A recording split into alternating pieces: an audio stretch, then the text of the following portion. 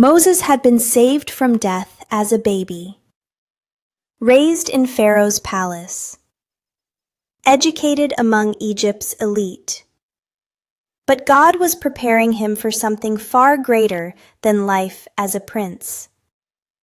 His journey from palace halls to desert wilderness would become one of the most extraordinary stories ever told. Though raised as Pharaoh's grandson, Moses never forgot who he truly was. He knew he belonged to the Hebrew people. While Egypt enjoyed luxury, his people suffered under cruel slavery. The burden of their suffering weighed heavily on his heart. One afternoon, Moses walks among the workers. Suddenly, he sees an Egyptian overseer violently beating an exhausted Hebrew slave. The Hebrew falls into the dirt. The guard raises his whip again. Overcome with anger at the injustice, Moses killed the Egyptian. He hoped his fellow Hebrews would understand, but the next day he discovered the truth. Who made you ruler and judge over us?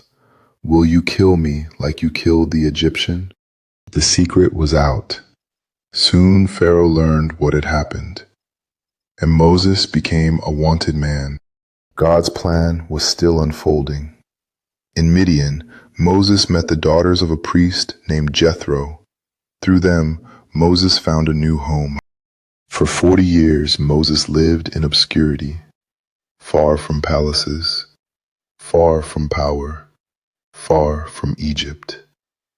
Yet God was preparing him in the silence.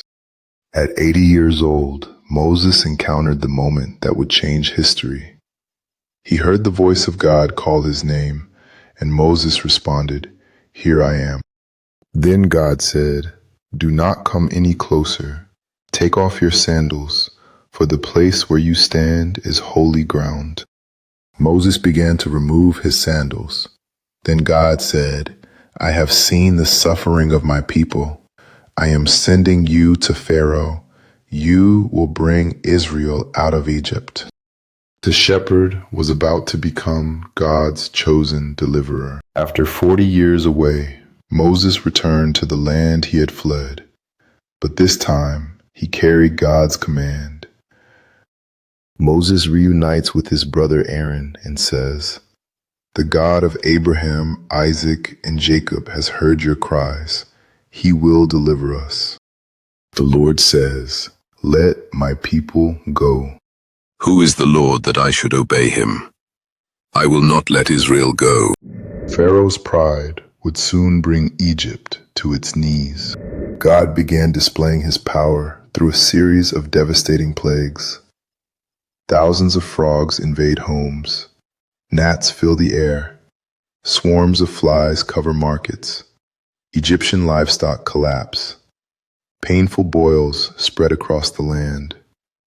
Massive hail destroys crops. Locusts consume every green plant. Darkness blankets Egypt for 3 terrifying days. Again and again, Pharaoh refused to listen. One final plague remained. God instructed his people to mark their homes with the blood of a spotless lamb. This night would become known forever as Passover. At midnight, tragedy struck Egypt. Every firstborn in unprotected homes died. Finally, the Pharaoh had enough. Go, leave my people, take your nation and go. After centuries of slavery, Israel was finally free. But Pharaoh's heart changed once more. Egyptian chariots thunder across the desert. The ground shakes beneath galloping horses. Moses says to the Israelites, "Do not be afraid. The Lord will fight for you." Then God made a way where no way existed. The people of Israel had witnessed the power of God. Their journey to the Promised Land had only just begun. But the greatest rescue in the history of the Old Testament had been accomplished. And the story continues. Subscribe to see what happens next.